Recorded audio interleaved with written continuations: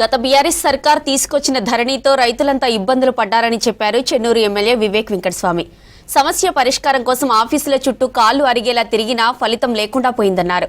ప్రస్తుతం కాంగ్రెస్ ప్రభుత్వం తెచ్చిన భూభారతి చట్టాన్ని ప్రజలంతా ఉపయోగించుకోవాలన్నారు.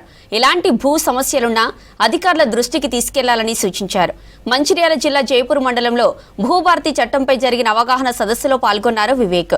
భూ తగాదాలతో చాలా కుటుంబాలు ఆగమయ్యాయని తెలిపారు. చెన్నూరులో ఇక భూ మాఫియా నడవదన్నారు. ఎవరైనా భూ దందాలు చేస్తే కఠిన చర్యలుంటాయన్నారు.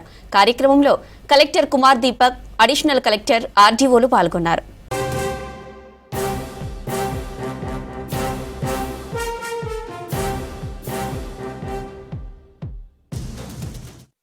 ఆ రోజులలో ధరణి పోర్టల్ వచ్చిన తర్వాత ప్రజలకు న్యాయం అవుతుంది, ప్రజలకు సులభంగా అయితే డిస్ప్యూట్ సాల్వ్ అయిపోతాయి అని చెప్పి చాలామంది అనుకున్నారు.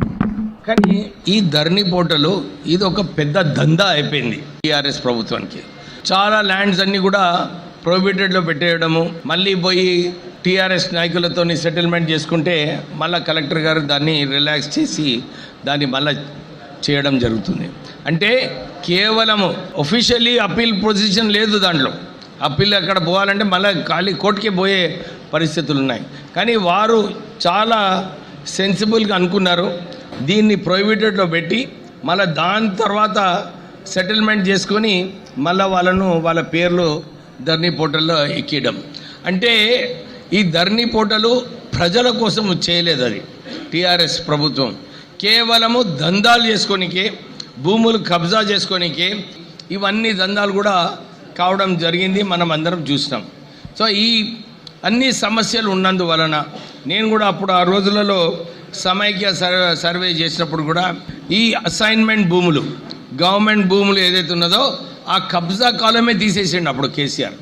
అంటే ఇంత బీద ప్రజలకు ఏదైతే అన్యాయం చేసిండో ఆ రోజులలో ఈ కేసీఆర్, అప్పుడు ఆ రోజులలో అన్నీ కూడా అందరూ ఆయన చుట్టూ తిరగాలి, ఆయన చుట్టే దందాలు కావాలి, ఈ ఆలోచనతోని వారు చేయడం జరిగింది. కానీ ఇవన్నీ కూడా చాలా టైం అవుతున్నదని చెప్పి ఈ భూభారత్ కార్యక్రమము మన రాష్ట్ర ప్రభుత్వము ఆలోచించుకొని, కాంగ్రెస్ ప్రభుత్వం అనుకుంది ప్రజలకు ఇబ్బంది పడొద్దు, వీళ్ళు అన్ని అధికారులు చుట్టూ తిరగొద్దు, ఏదైతే సరిగా ఈ భూభారత్ పోర్టల్లో మన పేర్లు ఎక్కించి మనకు పట్టా పాస్బుక్లు ఇచ్చిన తర్వాత ఎవరైతే అమ్ముతారో వాళ్ళకు ప్రాబ్లం ఉండదు, ఎవరైతే కొంటారో వాళ్ళకు కూడా ప్రాబ్లం ఉండదు. ఈ భూభారత్ ద్వారా వాళ్ళు స్ట్రేట్ అవే మీరు ల్యాండ్ అమ్మినప్పుడు ఆ రికార్డు ఏమో మొత్తం డిజిటలైజేషన్ అయిపోతుంది, కంప్యూటర్లో ఎక్కిస్తారు.